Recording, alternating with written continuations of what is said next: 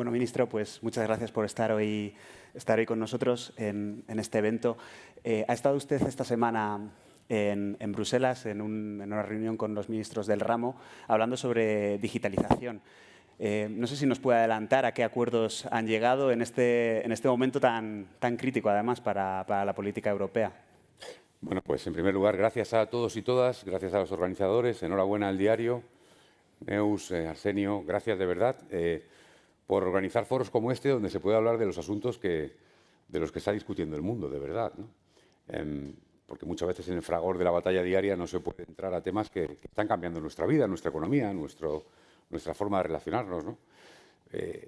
Decías bien, ayer estuve en Ámsterdam, donde se reunían los países más digitalizados de la Unión Europea, donde España forma parte de él, pero recientemente estuve en la cumbre de inteligencia artificial de París, estuve en la cumbre de Davos, en Bruselas. La discusión está centrada en esto, está centrada en la digitalización de nuestra economía, está centrada en la inteligencia artificial, en la ciberseguridad, en los espacios de datos, en todo lo que tiene que ver con esa nueva economía, con esta revolución, diría yo, más que transición, porque es una revolución digital, donde España, afirmo, tiene un liderazgo.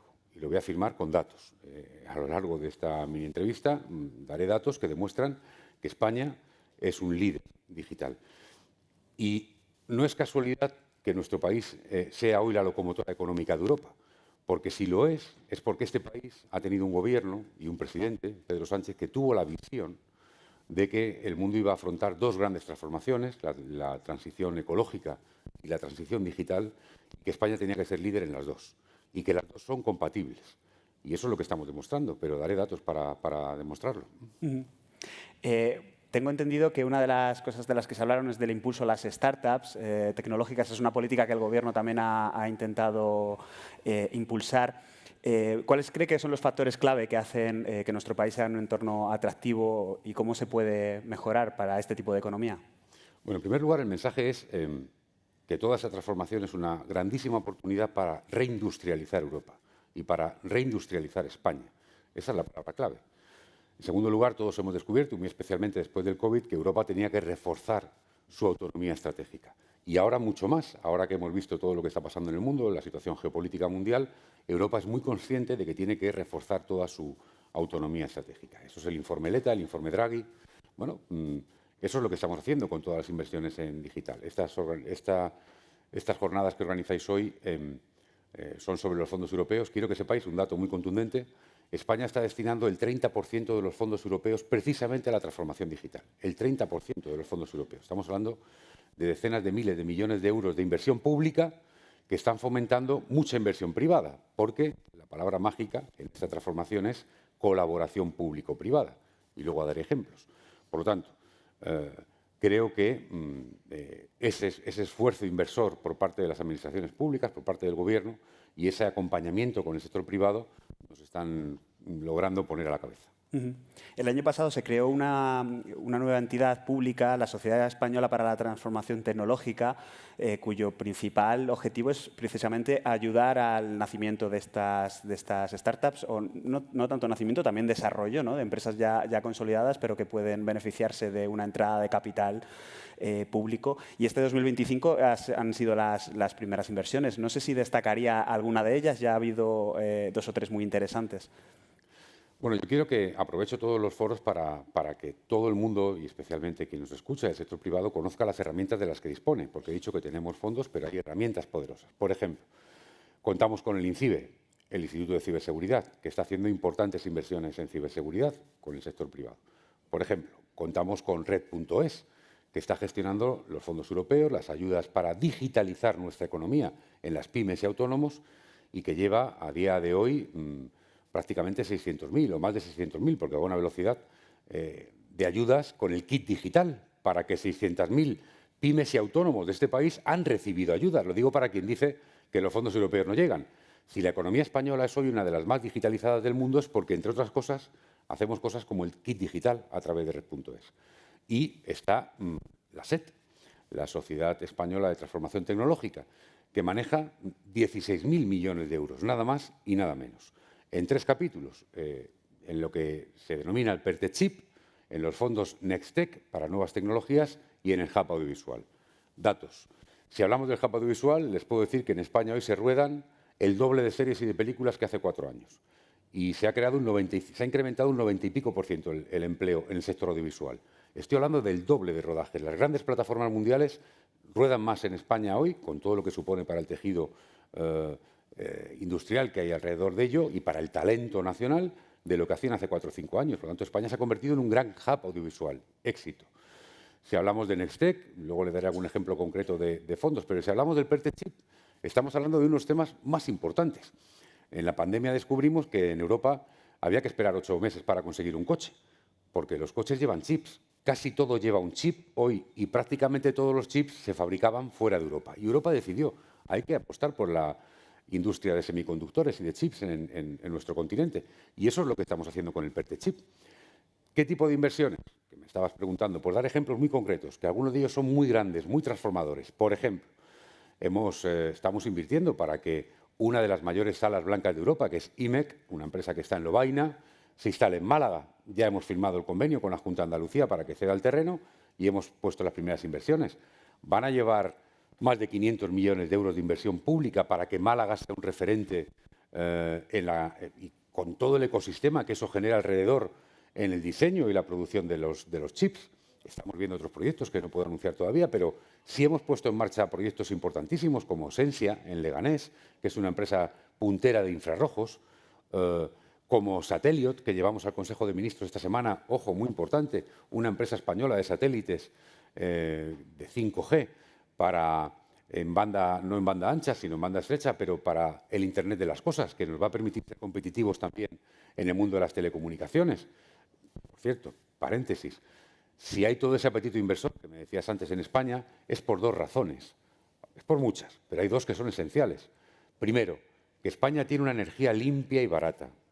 Y segundo, que España tiene la mejor conectividad del mundo. Y digo bien, del mundo. Ya les gustaría en Alemania acercarse a los datos de conectividad que tiene España. Y eso no cae del cielo. Por lo tanto, permítanme que haga una reivindicación también de la política. Ha sido porque ha habido gobiernos que llevan muchos años invirtiendo en mejorar la conectividad o en conseguir la solución ibérica, en intervenir en el mercado energético o en que España avanzara en las energías renovables, que hoy España es atractiva. No ha caído del cielo. Por eso quieren invertir aquí. Por eso hay tanto apetito inversor en España. Hay muchas más razones, pero desde luego la energía y la conectividad son 2 razones esenciales, ¿no? Por tanto, muchos proyectos donde la SET está directamente entrando al capital de empresas privadas. ¿Para qué? Para que se queden en España, para que se queden en Europa, para que Europa refuerce su autonomía estratégica y no dependa tanto del exterior. Su ministerio tiene temas muy importantes entre manos y algunos de ellos tienen que ver con la regulación de la inteligencia artificial. Hemos visto el ciclo europeo en estos años pasados y ahora toca adaptar esas leyes. Algunas son de directa aplicación, pero aún así el Gobierno está haciendo un esfuerzo para que haya medidas concretas especiales aquí en España.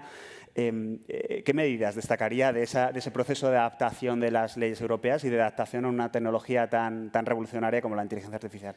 Bueno, la inteligencia artificial es un cambio de época. Por cierto, estamos en plena discusión sobre la inteligencia artificial y viene también ya el debate de la computación cuántica, del que también hablaremos. Bien, la inteligencia artificial se puede utilizar para curar el cáncer o para investigar sobre el Alzheimer o para hacer vídeos falsos y noticias falsas. Por tanto, una herramienta muy poderosa que puede tener muy buenos usos y malos usos. ¿De acuerdo? ¿Qué estamos haciendo en España? Yo, cada afirmación que hago, procuro soportarla en datos. Yo afirmo que España es un país líder en inteligencia artificial. Y ahora doy los datos. 1. Somos el único país de Europa que ha puesto en marcha la Agencia Estatal de Supervisión de la Inteligencia Artificial. De hecho, ayer mismo, en Ámsterdam, todos los países europeos me preguntaban por la agencia porque tienen que ponerla en marcha. España ya la tiene en marcha. 2. Somos el único país de Europa que tiene un modelo de lenguaje público y abierto de inteligencia artificial. El único. El resto de modelos de lenguaje que hay de inteligencia artificial son privados y, desde luego, no como el español, llamado ALIA, que ya está en marcha y está elaborando casos de uso ya, público y abierto. ¿Por qué? Porque el presidente del Gobierno dijo hace un año y pico una cosa muy importante, y es que por encima del 90% de la inteligencia artificial que se genera en el mundo está aprendiendo en inglés. y que nosotros tenemos una cosa que se llama español, que hablan 600 millones de personas, además del resto de lenguas oficiales del Estado. Y nos propusimos hacer un modelo de lenguaje propio, y lo hemos hecho, y está funcionando. Y también nos preguntan por ello en Europa. Por lo tanto, tenemos la agencia, tenemos un lenguaje propio, ALIA, tenemos el Barcelona Supercomputing Center, el centro de supercomputación de Barcelona, que, afirmo, hay muchos indicadores, pero el más estándar dice que es el ordenador número 11 más potente del planeta Tierra.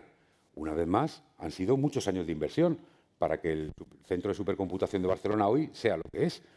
Y precisamente porque tenemos el centro de supercomputación de Barcelona, hemos conseguido ser una de las primeras 7 fábricas de inteligencia artificial que ha elegido la Comisión Europea.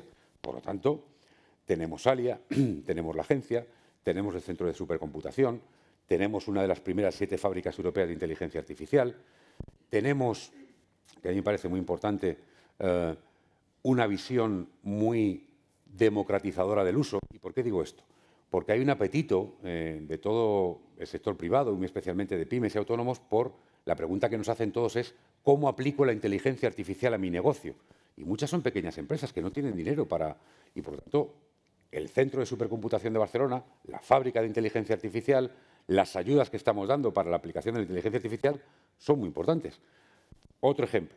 Somos un país muy avanzado también en la formación, en talento. Estamos con las cátedras de inteligencia artificial en las universidades.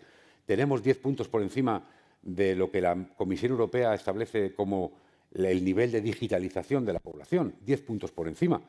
Todo esto son datos, no son categorías genéricas. Por tanto, yo afirmo, sí, que España es un país líder en la implementación de la inteligencia artificial. Y además de todo eso, además de las inversiones, además de la agencia, además del centro de supercomputación, además del modelo de lenguaje, además también somos pioneros en la regulación de la inteligencia artificial. ¿Y por qué somos pioneros? Pues primero, porque Europa ha aprobado el primer reglamento en el mundo sobre la inteligencia artificial y lo ha aprobado en la presidencia española de la Unión Europea.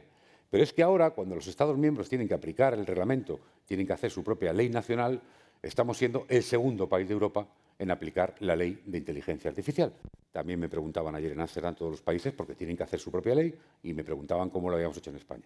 Por lo tanto, impulsamos desde la presidencia de la Unión Europea el reglamento de inteligencia artificial único en el mundo, nadie más ha regulado sobre la inteligencia artificial.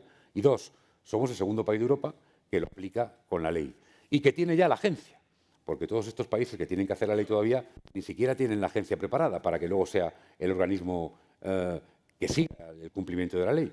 Por tanto, somos el cuarto país de Europa en PIB y en población, pero creo que en digitalización y en inteligencia artificial somos mucho más de lo que nos correspondería por tamaño de población o económico. Tenemos tiempo para una última pregunta, ministro.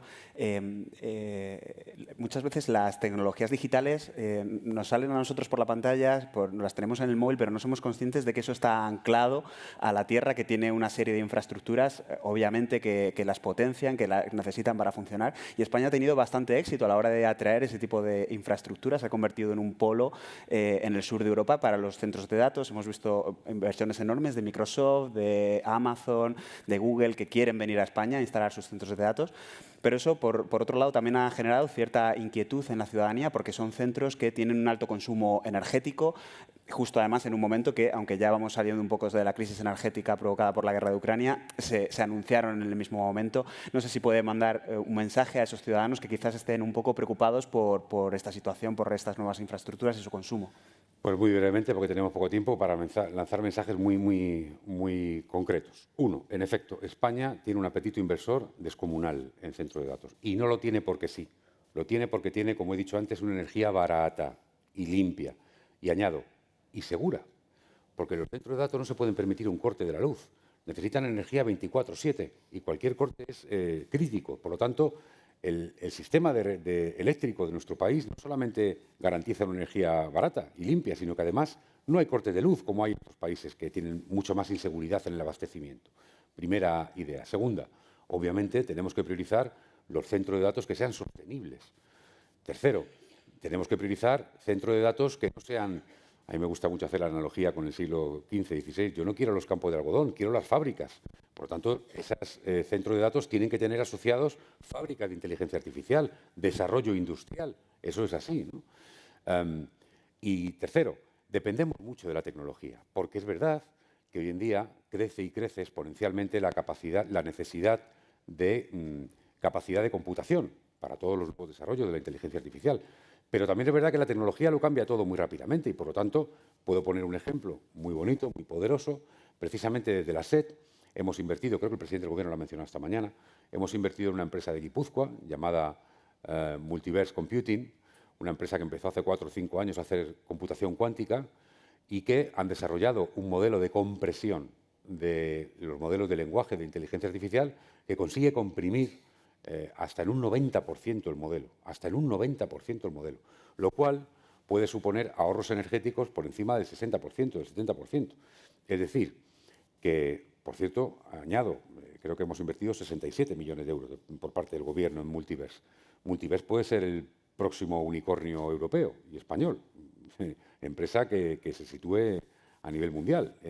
Pero, como digo, los avances tecnológicos, la revolución tecnológica hace que de la noche a la mañana necesites menos capacidad de supercomputación o que se pueda hacer un centro de datos mucho más sostenible. Por lo tanto, en esto es muy importante la velocidad, es muy importante la velocidad. Y estamos transformando a tal velocidad la propia administración pública para adquirir velocidad. Antes hablábamos de Red.es, lo cuento siempre. Cuando le llega una solicitud de ayuda a Red.es, tarda 3 minutos en gestionarla. 3 minutos. Imagínense ustedes, por el uso de chatbox y de consultar las distintas bases de datos, imagínense esa vieja visión de la administración con 40 ventanillas donde llamar, 40.000. Imagínense lo que es gestionar, si no, no hubiéramos gestionado 600.000 ayudas, ¿no? Que en 3 minutos se pueda gestionar una ayuda. En fin, creo que esta vez nos ha pillado con los deberes hechos. Yo creo que España perdió otras revoluciones en el pasado, otras revoluciones industriales, pero creo que esta vez nos ha pillado con los deberes hechos. Y por eso, y no por otra cosa, España ha creado 500.000 de empleos nuevos vinculados a las nuevas tecnologías, nuevos. Y por eso, y no por otra cosa, nos miran en Europa como un país que es líder en la transformación digital. Pues muchísimas gracias, ministro, por acompañarnos esta mañana. Gracias.